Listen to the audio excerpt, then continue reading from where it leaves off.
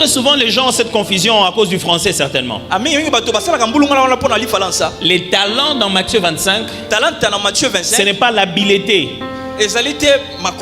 Donc, moi, j'ai les talents de footballeur. Non.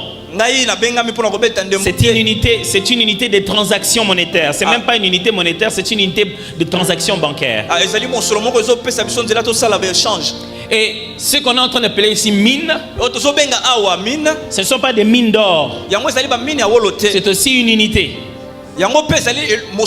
J'étais en train de faire le calcul pour que je vous donne la valeur exacte d'aujourd'hui. Alors aujourd'hui, une mine vaut 68 883,46 dollars. 68 883,46 dollars. 83,46 dollars. Une mine. Parce que des fois les gens disent oh, il n'avait pas eu beaucoup d'argent. On lui en a donné qu'une seule. Pendant que les talents sont encore plus.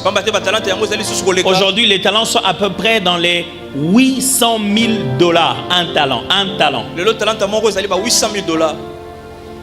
Alors, si des fois vous avez l'impression que ceux qui ont un talent, lui, il n'en avait eu qu'un seul. Un talent, c'était le salaire d'un haut fonctionnaire durant toute sa vie, depuis le début de son travail jusqu'après sa retraite. Prenez un PDG.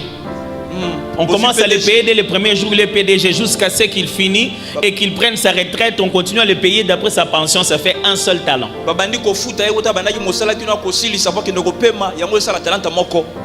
Mais dans ce contexte ici, Jésus dit plutôt, le monsieur avant de partir, il appelle 10 serviteurs. Il leur donne des talents. Par sous-entendu, on sous-entend qu'il a donné à 10 serviteurs chacun un talent parce qu'il leur a donné 10 talents. Pendant que dans Matthieu, il a donné 3, 2 et 1.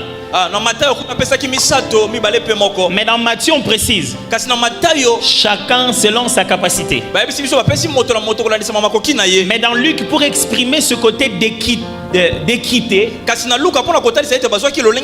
pour montrer que le chef était juste, on ne montre pas qu'il a donné à chacun d'après ses capacités, mais on montre plutôt qu'il a donné à chacun la même chose.